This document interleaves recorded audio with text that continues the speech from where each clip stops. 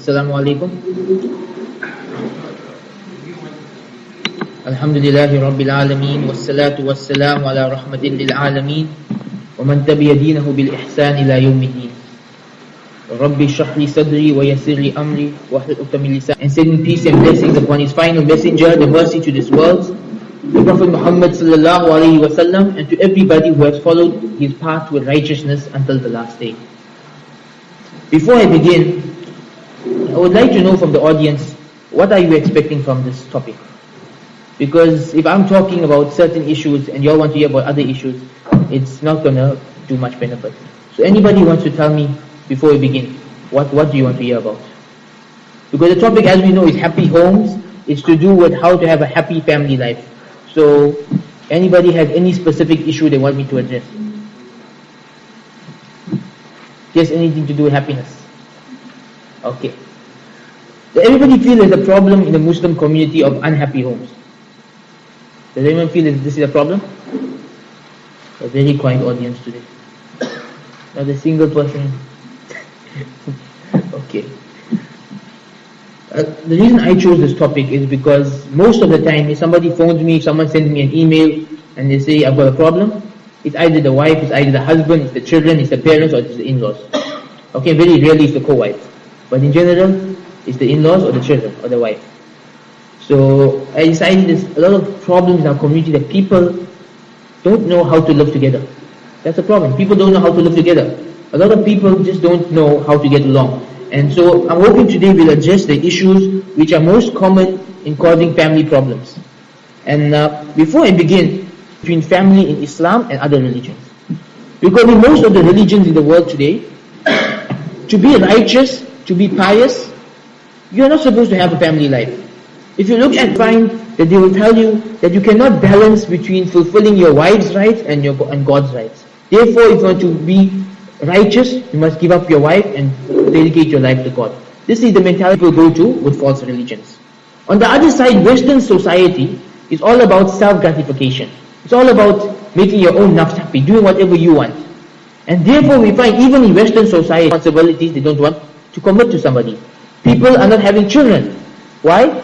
Because they don't want the responsibility that comes with children. And this is why you will find so many people in the Western societies who don't know who their own fathers are. They don't know who their fathers are. And this is a major problem in the communities. So we have these two extremes. On one side, leaving religion out completely, the family falls apart because everybody is out to please themselves. On the other hand, when people misunderstand religion, what happens? The people get so caught up in religion that they forget about their families, and their family life falls apart.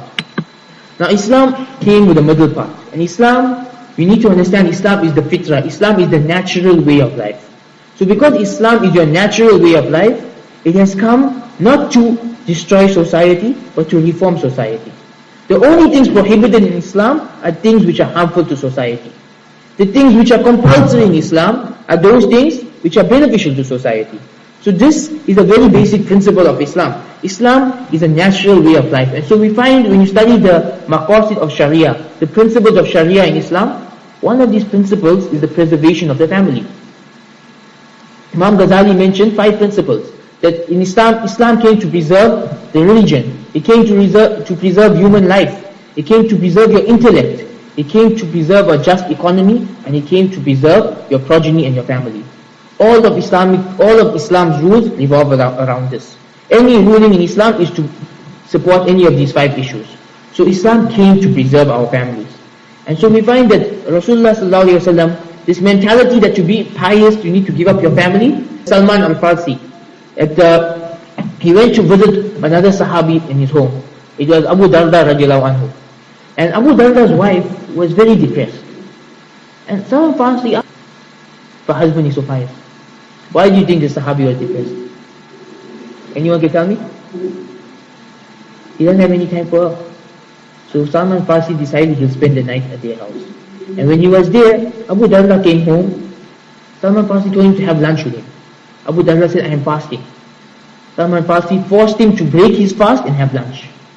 After they had lunch, when the night came, and then Salman al-Farsi was going to sleep, Abu Darda decided to start his tahajjud salah. So Salman Farsi told him, you sleep now, you pray later. So he went to sleep, he woke up a few hours later to pray. Again Salman Farsi shouted him and told him, you sleep, wake up later. Then just before Fajr, about half an hour, 1 hour before Fajr, Salman Farsi woke up Abu Darda, he said, now you pray your salah. So Abu Darda was very angry, and Salman Farsi told him that your Lord has a right over you, but your wife also has a right over you, and your body also has a right over you. So Abu Darda took this complaint to Rasulullah sallallahu alaihi wasallam, and Rasulullah sallallahu alaihi wasallam said that Salman Farsi has spoken the truth. So Islam, there is no place for giving up family for the sake of being pious. Your family have rights over you in Islam. Similarly, another hadith that 3 men, they thought they wanted to be very pious. So one of them said, I am going to pray every single night without sleeping. Another one said, I am going to fast every day and I'm not going to take a break. Another one said, I am never going to get married. So Rasulullah sallallahu alaihi wasallam, he got very angry. He said, I am the most virtuous and pious of all of you. But I pray and I sleep. I fast sometimes I don't fast. And I get married. This is my sunnah. And whoever leaves my sunnah, they are not of me. So the sunnah is that you get married and you raise a family and you live with your family. And to shun this and to feel that you need to seclude yourself to be righteous, this is bid'ah, this is an innovation. And this is something which the Prophet ﷺ forbade. And so we find that the family have a very high importance in Islam. And Rasulullah ﷺ had explained this in the hadith when he said, خَيْرُكُمْ خَيْرُكُمْ لِأَهْلِكُمْ. The best of you is the one who is best to his family. That's our religion. The best Muslim is the one who is best to his family. And many Muslims have misunderstood this. You will find many Muslims who I have met, they have big beards, they pray 5 times a day, they go for Hajj, but they beat up their wife and children. They beat them up. They don't show any love at all to their family. Their wife then gets cursed them when they are not around, because they don't understand what the important part of the religion this is. Now, we're talking about the home. And my Arabic students can explain, what does the word askunu mean? The word askunu. Any of the Arabic students can explain this? Don't be shy, there's lots of Arabic students here. Askunu, you learned it in the second lesson in Arabic. What does it mean? To live. Askunu means to live. And from here we get the word maskan, which is one of the names for a home. And the root word for this is sakina. What does the word sakina mean? The home. And Allah subhanahu wa ta'ala, He explained this in the Quran, and He said, وَجَعَلَ اللَّهُ لَكُمْ فِي بُيُوتِكُمْ سَكَنًا. Allah subhanahu wa ta'ala has placed for you in your homes a source of peace. This is found in Surah Nahl, verse 80. Allah has placed for you in your homes a source of peace. Similarly, Allah subhanahu wa ta'ala explained in Surah Rum that He explained that from amongst Allah's signs is that He said you can live in peace together. You can live in peace together, and that He has created love and mercy between you. So Allah has explained that in a marital life, there's supposed to be peace, there's supposed to be love, and there's supposed to be mercy. This is what Islam has promoted marriage for. If these 3 things are missing from your marriage, there's something wrong in the home. So, this is what Islam teaches about families. So the question which arises then is, why are we experiencing problems in our families? Does anybody want to give any suggestions as to why you think there are problems in Muslim homes? Anybody wants to give suggestions? Very quiet crowd today. You know, I taught a crowd of only 10 students and they asked a lot more questions, they commented a lot more.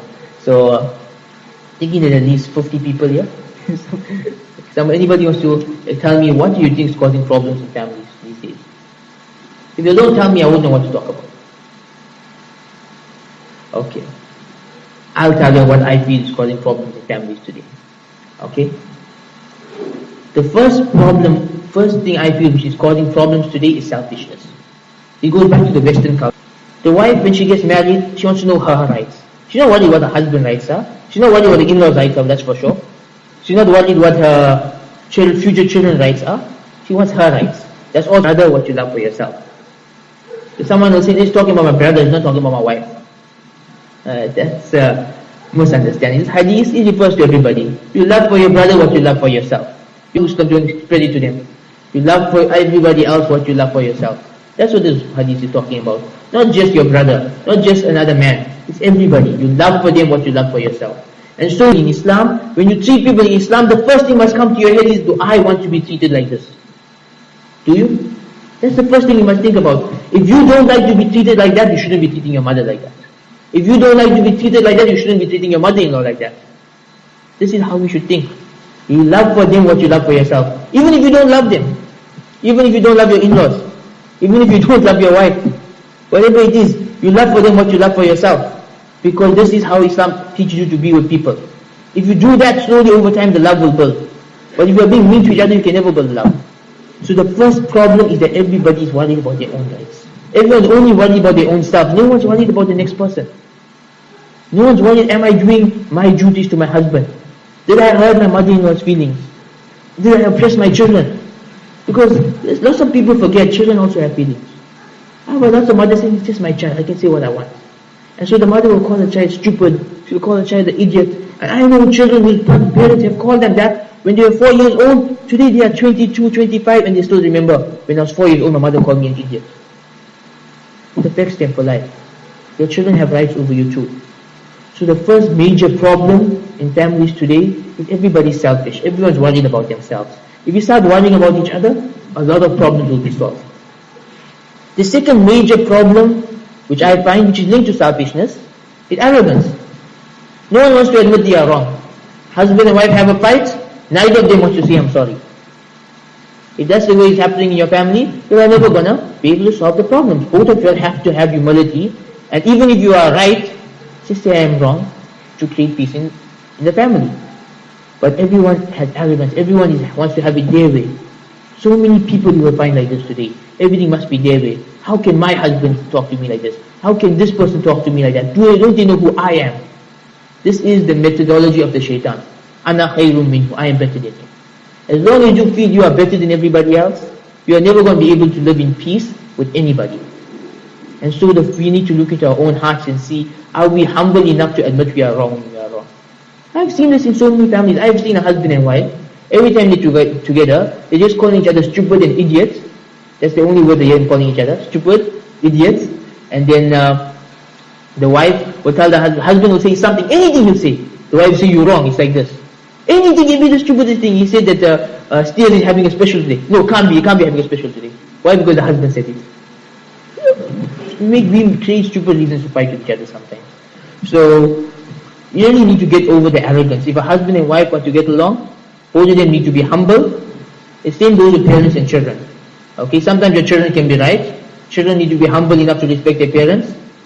You need to be humble with everybody. Arrogance will create problems. Major cause of problems in families. Major cause is looking for faults in others. Looking for faults in other people. This has caused too many problems in families. Allah subhanahu wa ta'ala in Surah Al-Hujarat chapter 49 verse number 12, He tells us a very important principle to keep us at peace with everybody else. He says, Ya ayyuhalladhina amanu, O those who believe, ijtanibu kathiran min az-zann, stay away from suspicion, stay away from thinking bad about others. فَإِنَّ بَعْضَ الظَّنِّ is because many a times your suspicion is a sin. Just to suspect somebody else of doing wrong is a sin, unless you have proof. If there's a crime scene, somebody got murdered, and there's a man standing there with a gun in his hand, then it's permissible to be suspicious.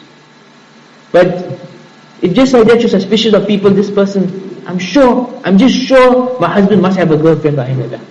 You're just saying that because of your insecurity. Or, I'm sure that my son, he's doing something wrong in the room. So you're sure about it, even though you haven't seen any sign of it. Your son's eating 5 times salah, he's going to the masjid, but now because he is at the Islamic Guidance Center till 9 o'clock at night listening to a lecture, you're sure he's up to nonsense somewhere in the streets. We don't suspect people like that in Islam. Inna ba'da zan is. Many a times, suspicion is a sin. And Allah continues in the verse. The next point linked to this in the same verse is, وَلَا تَجَسُّسُوا. Do not spy on anyone. Do not spy. Do not search for faults in others. Do you know in Islam that if 2 people are committing zina, and you have to peek into their house, and peek through their curtains and see them committing zina, you are the one who will get lashed, not them. Am I true, Sheikh? Is that right? If the 2 people are committing zina, and you have to peek into their house to see what someone's doing in his house, and you saw them, and you have to say, you will get lashed. Am I right? Because number 1, you got no witnesses. Number 2, it's not your business to peek into somebody else's house. It's not your business. So in Islam, we don't spy on people. If someone does something wrong, you see someone doing something wrong, you correct them politely, you correct them in the right manner. But you don't go looking for faults in others. And this is where the problem starts. Because let me tell you, every member of your family is a human being. Every member of your family has a fault. It can be your husband, it can be your child, it can be your parents, it can be your in-laws, it can be anyone. Everybody has faults. And once you start prying and looking for faults, you will find one. You will definitely find a fault in everybody. And once you find faults in everybody, you'll get along with nobody. And that's where the next part of the verse comes in. And none of you should backbite each other. You see how the verse is linked. Do not think bad of others, do not spy on others, do not backbite each other. If you stay away from thinking bad, we're not going to spy, and then we're not going to have anything to backbite about. So it's all linked. This backbiting has caused so many problems. I know of a mother-in-law and of a father-in-law and his daughter-in-law who did not speak for years because her auntie told her that her father-in-law is against her and said this about her and said that about her. In the meanwhile, he didn't say anything. But just to create problems in the family, she's backbiting, she's making up rumors to cause problems between the two of them. And years later, she found out that her auntie was lying. But for years, she had cut off ties with this man. Why? Because of rumors and backbiting. So be careful, do not backbite and do not look for faults in others. And many a time, parents are sure their children must be doing something wrong. Now, as a parent, it's your right to correct your child, to lead your child into the straight path. But once you have done this in the initial stages, once they are adults, you don't look for faults in them. If you see them doing something wrong, you correct them in the right manner. But you don't go searching for a fault in them. Because you'll definitely find it, they are humans. And I guarantee you the same child who is searching for faults in, if he comes and does the same thing to you, you're going to find lots of faults in you. So the way you treat your children is very important. Because I've seen lots of children who, they don't visit their parents anymore. Why? Because they know their parents, first thing the parents are going to tell them, you did this wrong, you did that wrong, why are you doing this, why are you not doing that way? Don't look for faults. Okay, if they're seriously doing something wrong, your son's not reading salah, your daughter's not wearing hijab, you correct them. But don't look for a fault in someone who is trying to be good, because everyone's trying to be good, you have faults. Okay, so what did I say are the major causes of problems so far? Anybody remembers? Selfishness. Second one? Arrogance. Third one? What's the third one? Looking for faults in other people. Okay. The next major cause of family problems is a bit of a controversial one. It's culture. It's when people give preference to culture over Islam. Now, whatever your culture is, you can be Indian, you can be Western, you can be African, whatever your culture is, you can practice that part of your culture which does not conflict with Islam. Whether you have dal and rice on Friday, which is Indian culture, or you have burgers on Friday, which is Western culture, it's still permissible. Right? Just make sure the meat is halal. Right? But that's permissible because it doesn't matter as long as it does not contradict any of the principles of Islam. But when your culture clashes with Islam, and you give preference to your culture over Islam, I guarantee you're going to cause problems in the family. And I have met so many youngsters who told me, can you help me conduct a secret nikah? Now I don't conduct secret nikahs, I don't. I've never done it in my life and I'll never do it. I always tell them no. But I've had over 10 or 20 tell me to do it. I mean, I ask them why? Oh, my father doesn't want me to get married because the girl's Sunni. My mother doesn't want me to get married because the girl's a member. My father doesn't want me to get married because, we're different races. Anything wrong with the girl? No, she's in hijab, she prays 5 times.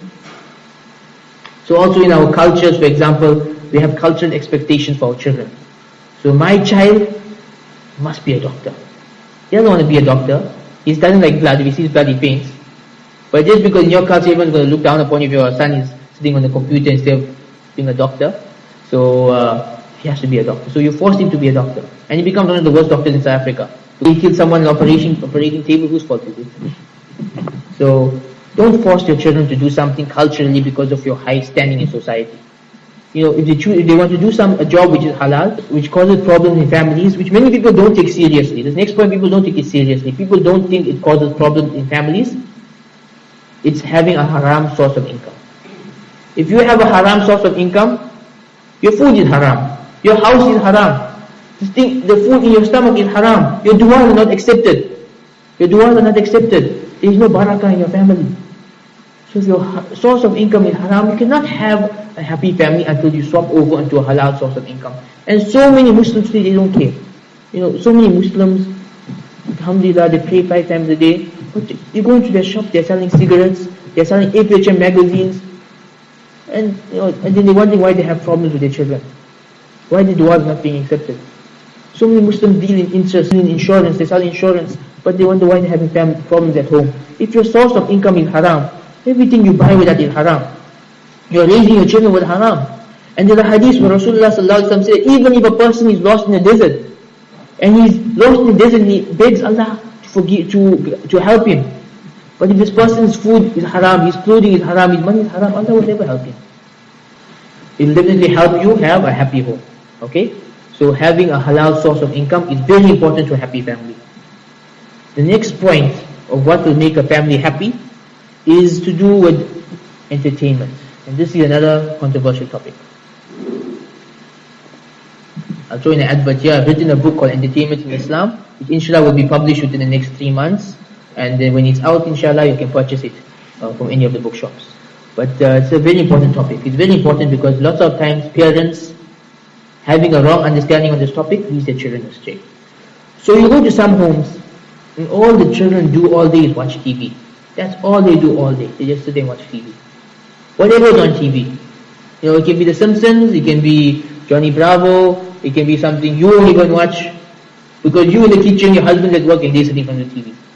The adverts will come, show all very bad things to them, and they're growing up like, these children, they're not picking up anything. And one day when they become teenagers, you wonder where did they learn all of this crazy stuff from.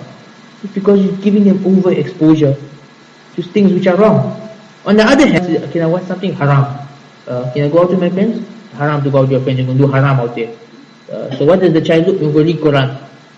Now, a child, by his fitrah, he needs to have fun. By absolutely no source of entertainment in the house. You know what this boy used to do? He just sneak over to a neighbor's house and watch bad movies with the neighbor's daughter. Yeah, this is what they're doing. Because you're not giving them any alternative. When they sneak out of the house, if you tell your son it's haram to go for a Zayn Bika show, when he sneaks out of the house, he's not going for a Zayn Bika show, he's going for a Michael Jackson show. Michael Jackson, he passed away now. Some of people are going to debate whether he's a Muslim or not. We'll leave that for today. Another topic.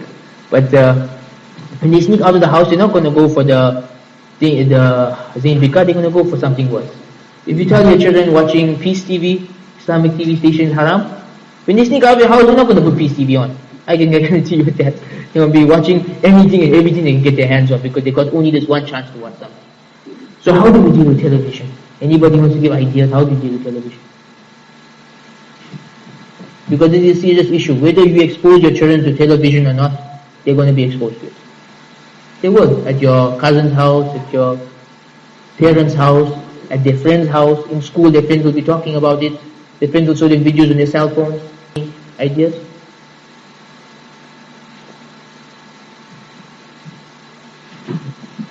Nobody got idea. MJ, our media man. Ideally, sit down, watch with your kids. If they're watching something, at least you know the content of what they're watching. And then engage them. So if something comes up on the street, even though maybe a clean bucket, and you have alcohol comes up. And it's absolutely engage your kids, and you can explain them of alcohol is haram. But anything else is part of the program, it's like the cricket match, right? Go to cricket match, watch someone playing, you like it, you do well. Then you see a calm lager and will pop up. So you see the good from there, yes, and saying, wow, we can be brave up and the good Muslim. So you enjoy that part of it. But at the same time, you tell people, look, that's good. But the other aspects of it, this is what we know, this is good Muslim. We have to find it in that aspect of the television. Alhamdulillah, I read the exact same fatwa from a sheikh on Islam Today, on the website Islam Today. He said that, we can't keep your children away from television today. So what he advises is that you keep controlled content, you watch with them. And for example, let's give you an example of something which is relatively clean. Okay, Pixar animated movies are normally family entertainment. So you're watching it with them. Now because it's made by non-Muslim, somewhere down the line something will happen which we don't approve of. But because it's an animated movie, it's something which is family entertainment, nothing hectic is going to happen, right? So when you come across points which you talk to your children and you ask them, is this right, is this wrong, and you discuss to them and teach them how to develop a self-consciousness. So that when you are gone and when they are elsewhere, they are able to judge for themselves, I can't watch this because this is wrong. I can watch this because this is right. And most importantly, to deal with entertainment, in my view, is we have to provide Islamic alternatives. We have to have Islamic alternatives. I'll read for you a quotation from Sheikh Salman Al-Oda from his book Walking the Straight Path. He says that Islamic workers have rejected mass media in the past. They warned against the evils and dangers of television.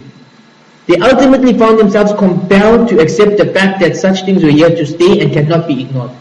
They realized that they were going to have to use this media to call people to Islam and give people a wholesome alternative to the filth they were watching. In this way, the television and other mass media options became means of disseminating Islam. These means were understood to take the ruling of the ends for which they were employed. They were not to be regarded as good or evil in and of themselves. So basically what Sheikh Salman al-Oda was saying is that when television was first invented, all the ulama said haram. But after a while they realized it's not working. Everybody's still watching television. What are we going to do about it? And so the alternatives came about. Peace TV, Islam Channel, One Islam Productions, one by one the alternatives came about. And basically what he says is that television is a tool. It can be used for good, it can be used for evil. How you use it is what's important. So you cannot take your children and make them not watch anything at all. It's never going to happen. I know those children personally who grew up in homes where their parents banned them from television, and they know everything. I was with the son of one sheikh, and then one of my friends was telling me how masoom, how wonderful this child is. He doesn't know anything of the television world. So I'm sitting with that child, and then he saw this other person was talking to me, was watching a movie. And he said, how come that person is watching iRobot? So I said, how do you know it's iRobot? He said, I watched it already. This man's the Sheikh's son. And I'm not going to mention which Sheikh, but so I asked him, so you watch movies? He said, yes, I've got internet, I've got a laptop, I watch movies. Then I asked him, so does your father know? He said, yes, but my father controls what I watch. He doesn't let me watch just anything. Okay? So, alhamdulillah, his father was controlling. Now, if his father was not controlling, and if he had a laptop and he had the internet, I guarantee you he'll be watching everything. Anything and everything. Okay? This is the son of a sheikh. Okay? So, television is a tool. If you're going to ban it out completely, then you are going to have problems with your children. They're going to be rebellious. They're going to go elsewhere to watch. So, I asked you to provide for them Islamic alternatives. And this is why we need more Muslims in the media field. Who's going to produce these alternatives? Well, I can tell you some of the older Islamic cartoons I have watched are very cheap time. Your children watch a Pixar animated movie, then you put something on Islamic for them, and they don't want to watch it. You know why? The quality. But alhamdulillah, as of late, there have been good quality Islamic programs. For example, Peace TV got good children's programs like Enjoying Islam with Zain and Dawood by Zain Pika, Dawood Wanspi.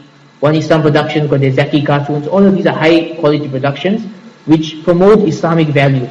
My son is 2 years old, and he knows how to pray Salah by watching the Zaki cartoons. So watching an Islamic cartoon, he learns how to pray Salah. So these cartoons are very beneficial.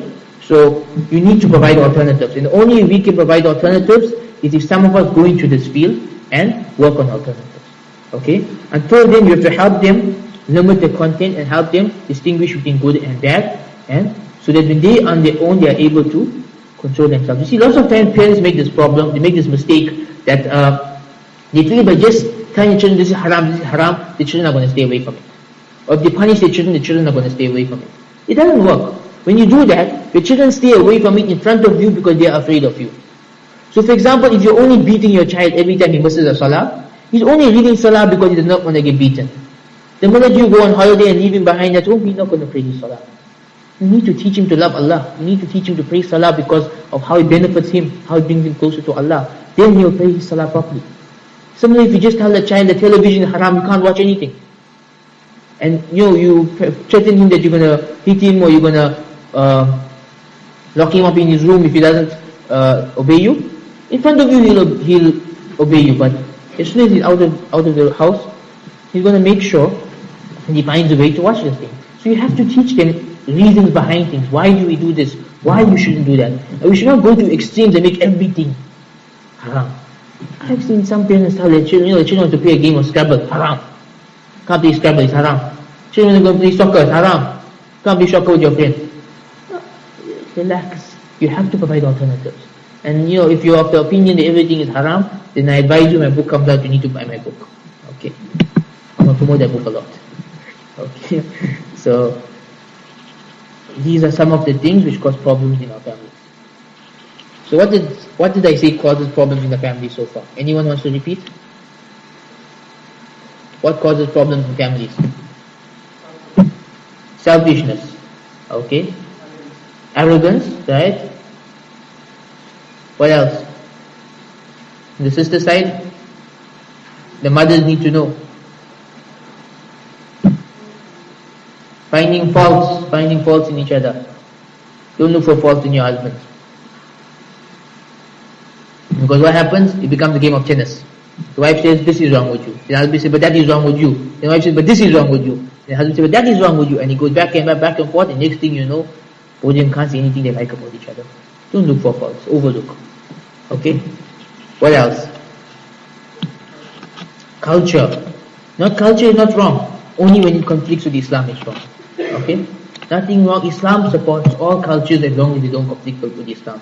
If you are African and you convert to Islam, you continue practicing your culture, but you only give up those elements of your culture which are against Islam. For example, in African culture, they drink a lot of alcohol. You have to give that up. The woman culture in itself is not a problem. It's only when it contradicts any of the Islamic principles. Okay, that's why I have one problem in our community is when people convert to Islam, we're going to force Indian culture upon them. So they want them to start dressing like Indians, then they must start acting like Indians. One African convert told me that he had such a misconception of Islam that he thought halal food meant spicy food. Yeah, because we're forcing Indian Islam upon people. Okay, so culture. What else? The media. How you handle media, how you deal with media. The two extremes in the middle part of that. If one or both of the parents are not practicing Islam, you are going to have problems. It may seem all rosy in the beginning, that your children are listening to you, they're doing whatever you want. You in one room watching your show, your wife's in another room watching her show, and children are in their room playing PlayStation, and everyone's doing their own things. No one goes for salah. Seems like a very happy home. Everyone's enjoying themselves. This enjoyment is temporary. Once your children hit the teenage years, then the pain begins. Because you didn't give them any grounding. You never give them any grounding. You never give them any basis on how to live their lives. You didn't give them an example. Most importantly, you never give them an example. Do you know how important it is for parents to set examples? I don't think lots of parents understand this. One father was talking to me, he was smoking, and he told me, if my son ever smoke, I will beat them up. Do you think his children can respect that? Imagine the man is smoking and telling you if his children ever smoke, he's going to beat him up. Do you think his children will listen to him? Can't respect that in a person. You have to set an example for your children. And if you want your children to be good practicing Muslims, you yourself have to be first in line. You yourself need to be a practicing Muslim.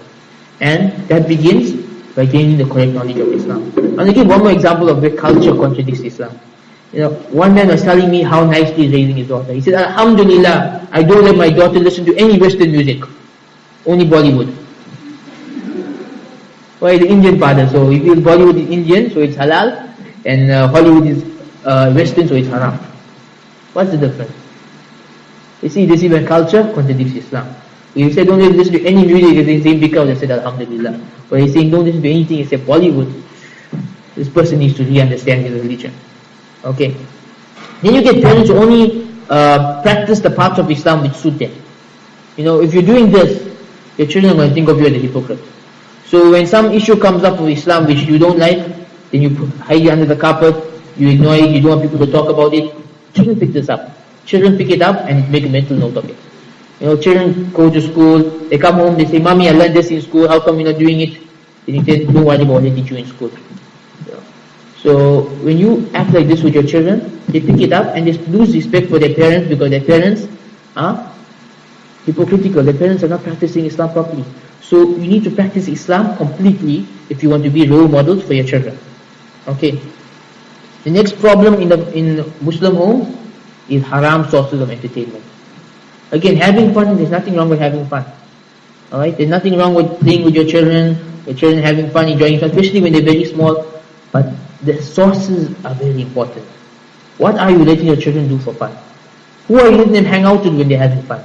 Where are they going to have their fun? All of this is very important. This is why it's so important for us to create alternatives. This is one reason I get very jealous of other countries. So many other countries I have seen, you go to the masjids, they have a beautiful soccer field, they have a swimming pool, they have a coffee shop in the ladies area, they have a gym. And you know where all the youth in those communities hang out? They hang out at the masjid. Azan goes, they go for salah. There'll be a lecture happening in a basketball court. They really have fun at the masjid and they end up reading their salah, they end up spending all the time at the masjid. Our communities, because we haven't created these alternatives, they have no choice. If they want to go play soccer, they have to go elsewhere. If they want to go and, hang out with their friends, there's no Islamic place for them to hang out. So we need to create alternatives. We need to create these alternatives and halal sources for them to have fun. Otherwise, there's going to be a lot of problems. And finally, one major cause of family problems, major cause, is living beyond your means. Living beyond your means. What do I mean by this? You want to have a BMW because your best friend has a BMW. So you take a loan and you buy this BMW on loan. Then your friend buys a big TV. So you take a loan and you buy this big TV. Then your friend moves into a bigger house. So you take a loan and move into the bigger house. So alhamdulillah, you got a BMW, you got a big TV, you got a big house. But why are you not happy? Your debts have caused your debt. It's all in here. You're sitting looking at TV, the only thing you can see in your head is I still owe 90,000. No, you're sitting looking at the car, I still owe 200,000 on this. There's no joy in this life. Do you know it is haram to take a loan on interest? That's number one. Number two, even if there's no interest involved, it's haram to take a loan unless it's a necessity. So one of my ustad, Dr. Bilal Phillips, he explained to me that taking a loan without necessity is equal to begging. You are begging. When you're taking a loan, you're asking people, please help me, a form of begging. If it's a necessity, it's not a problem. You don't have a car. You can't afford a car. You take a loan, you buy yourself a 30,000 rand car, a 20,000 rand car. You don't take a loan and buy a BMW. It doesn't work like that. You live within the means that Allah has created for you. And you work your way up.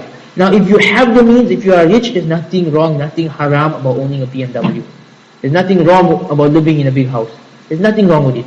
As long as it's within your means. But once you start buying everything on loan just to reach a certain social status, so everyone can look up to you and say, wow, he's got a nice car, wow, he's got a nice house.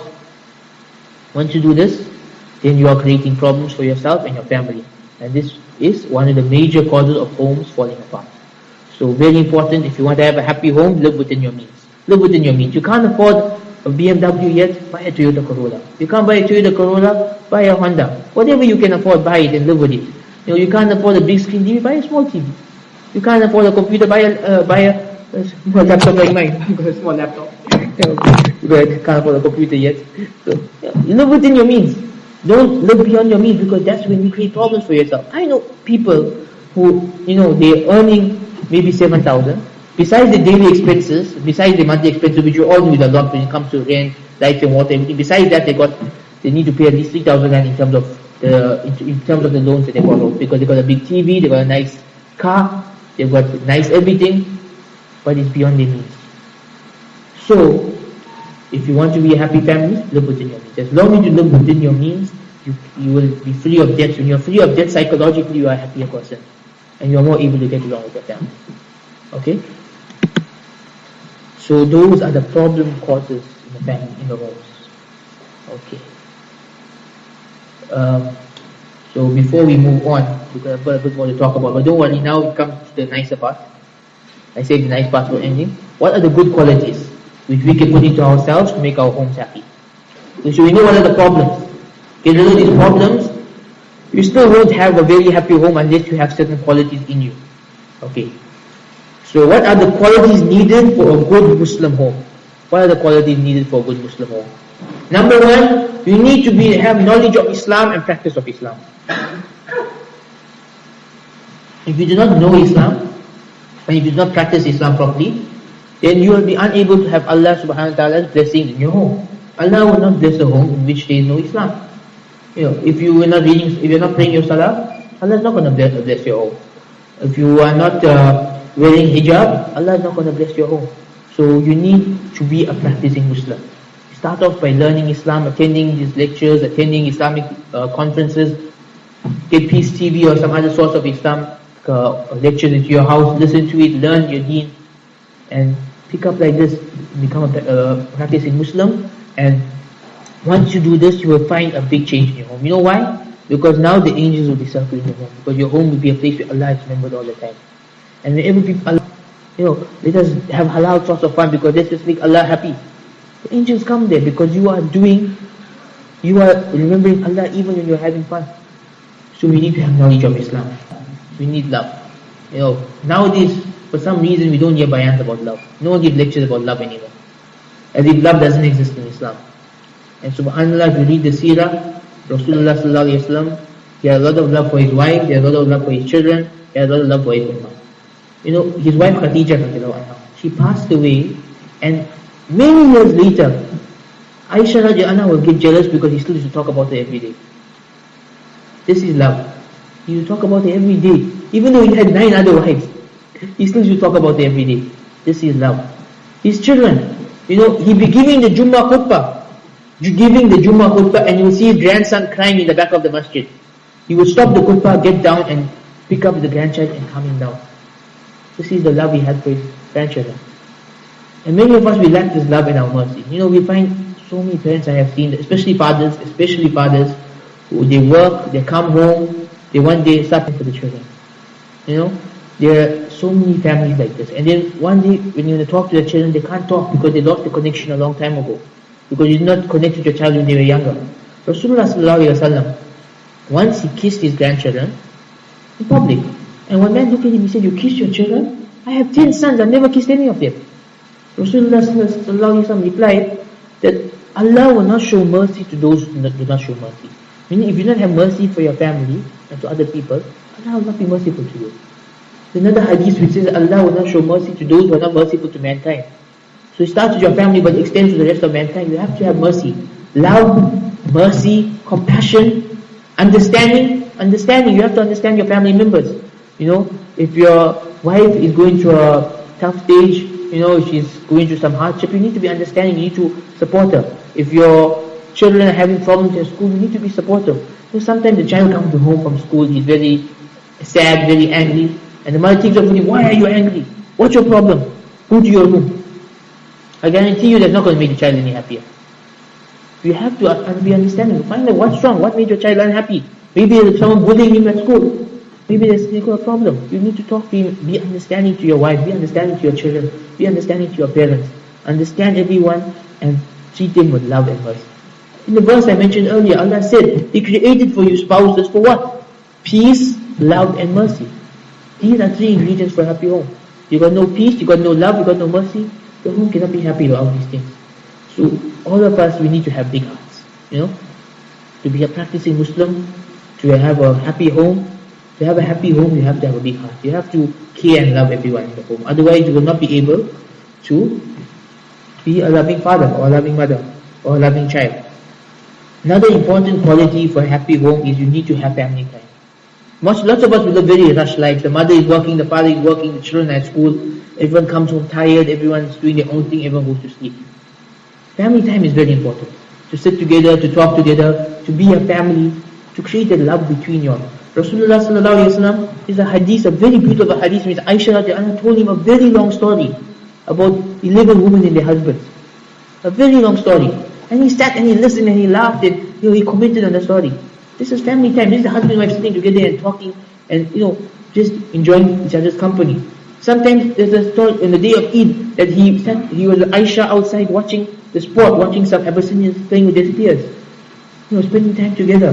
Sometimes he'll be relaxing in the masjid because the masjid was next door to the masjid, to his house. So he'll be relaxing in the masjid with his head by the window of his house. Aisha will be just sitting and combing his hair. Spending time together. Spending time together can help you so much in bonding and helping spread Islam in your family. For example, Ibn Abbas. He was the cousin of Rasulullah sallallahu alaihi wasallam, and he was a child. But do you know Rasulullah sallallahu alaihi wasallam taught him Aqidah? He taught him the Aqidah of Islam. Do you know how he taught it to him? He didn't teach him with a lecture. He took him for a ride on his camel.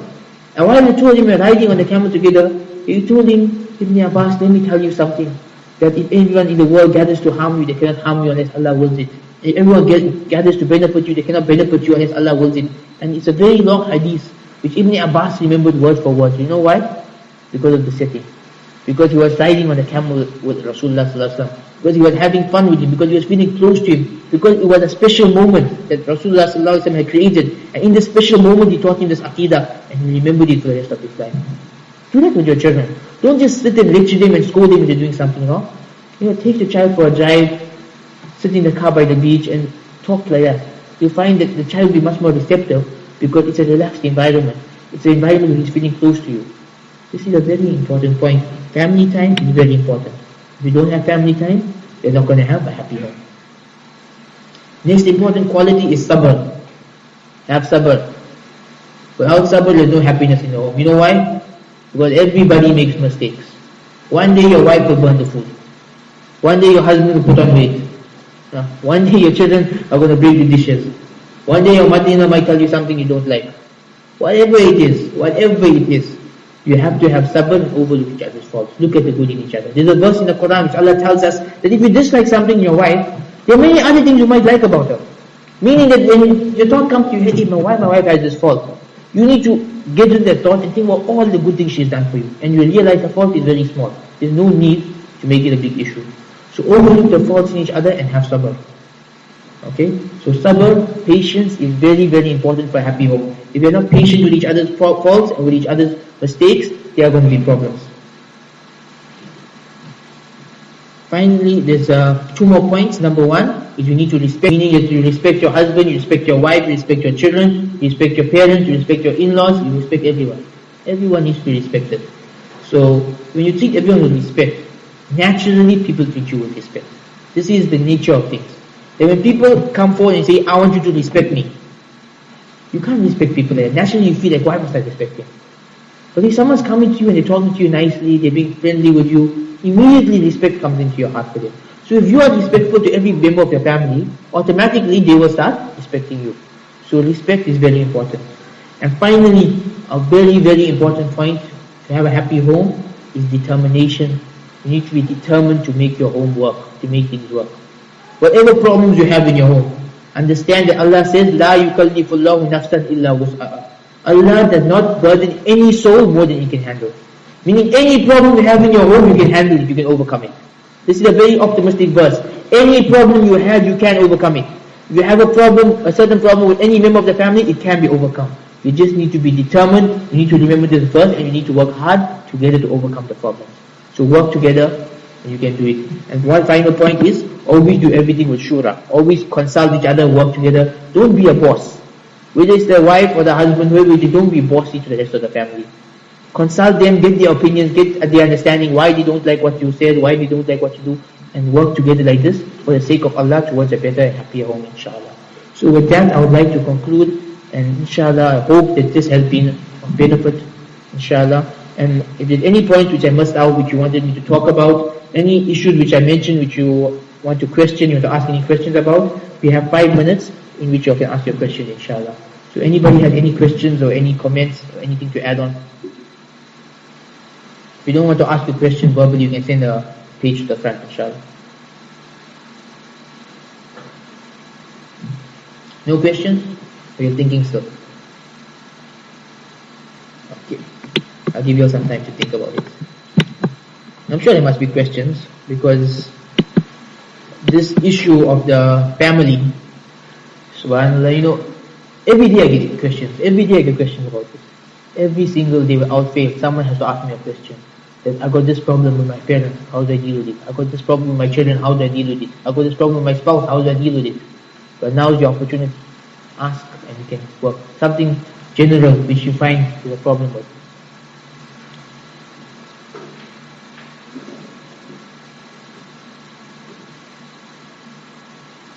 Any questions at all? Is everybody awake? Okay. So you understood everything I said without anything being confusing. By anything raising questions in your head, how could you say that? And then I learned it differently. No question. MJ, help me out, ask a question.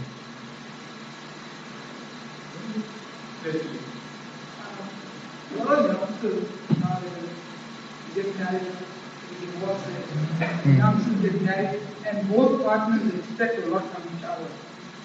Some partners, in male opinion, do not know what to do or how to expect.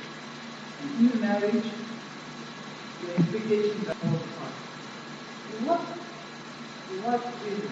Because how can you overcome that? Okay. The problem here, your question is that the problem in our society today is that lots of youngsters get married, they don't know what to expect, The husband, the man, he's watching TV, he sees the woman on TV, then he expects his wife to be like that on the first night. Right? Then the wife, she's watching TV, she sees this macho husband who's really, takes care of all his wife's needs, and, she's living like a queen. She got a big house, a big palace, she gets married, the husband doesn't give her all of that. And, we get these unrealistic expectations based on TV, based on novels, based on many of these things. How do we deal with this? The main problem I feel in our community on this is that we don't teach youngsters the fiqh of marriage. In our community, how many courses have you seen teaching people how to look for a spouse the Islamic way? What's halal, what's haram in looking for a spouse? Can you talk to her? Can you see her face? Can you see her hair? We don't know how to deal with this. When you get married, how to deal with each other? Rulings for the bedroom, how the husband and wife deal with each other in the bedroom. There's lots of Islamic literature about this. This is a whole issue of fiqh. How do you deal with children? What's the ruling of family planning? Can we limit how many children we want? All of these issues people have in their mind, but we don't talk about it. And because we don't talk about it, when people get married, it's a problem. People have problems after they get married, because now people get married, they look at each other, now what?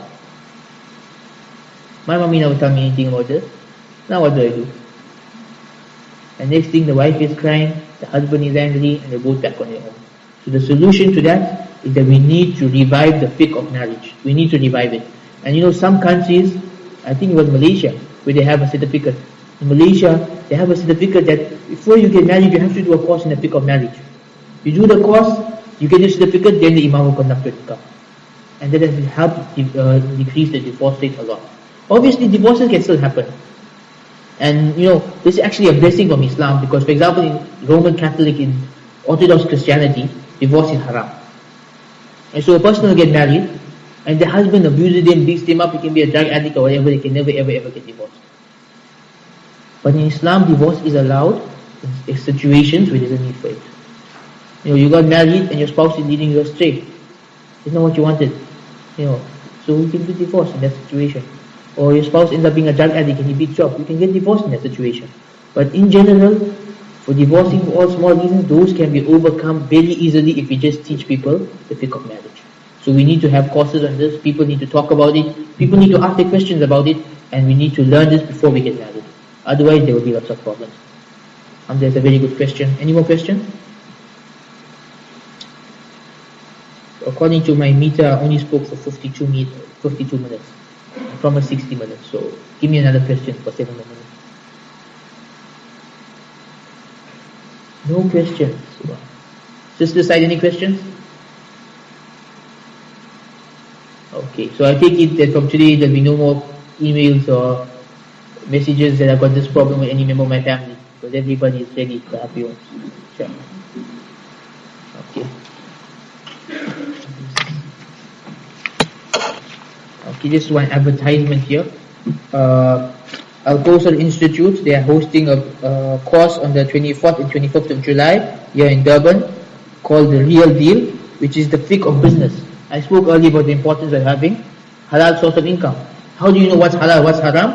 On the 24th and 25th of July, there will be a course, a 2-day course on all the fiqh, everything you need to know about business.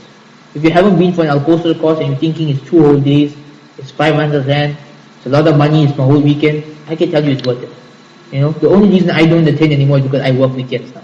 But I promise you I regret it every single time a course is on. Because it's worth it. From the time you sit there on Saturday morning till Sunday night, you learn 2 months of knowledge in those 2 days. It is worth it, and it's interactive, it's fun. They got really brilliant teachers. One of the teachers is sitting in the back quietly here, but you can ask him more. Sheikh Bilal is there, and he'll give you more information about the Al-Kawthar. Okay? So you can get these flyers and learn about the Al-Kawthar course and attend that for your fiqh of business, inshallah. And I work for the Islamic Online University, so anyone who wants to study online, you got good internet connection, we have an online university where all our courses are free. You can choose a course in marriage, you got a course on fiqh of marriage, or salah, or wudu, or hadith, or tafsir, whatever you want to choose. You can sign up and do a course for free and get a certificate, or you can do the full BA in Islamic studies over 4 years for free online. Okay, so go to our website www.islamiconlineuniversity, one word, islamiconlineuniversity.com, www.islamiconlineuniversity.com. Register for free and you can join our courses, inshallah. Okay, any more questions before we finish? Anything to do with the fiqh of marriage, fiqh of family life? Okay. So inshallah we all will have happier days ahead of us, inshallah. Okay? And may Allah subhanahu wa ta'ala make every member of our families rightly guided. May Allah subhanahu wa ta'ala guide each and every one of us. Make us all role models of Islam. And may He fill all our homes with happiness and contentment and routine. Subhanakallahumma. Assalamu alaikum wa rahmatullahi wa barakatuh.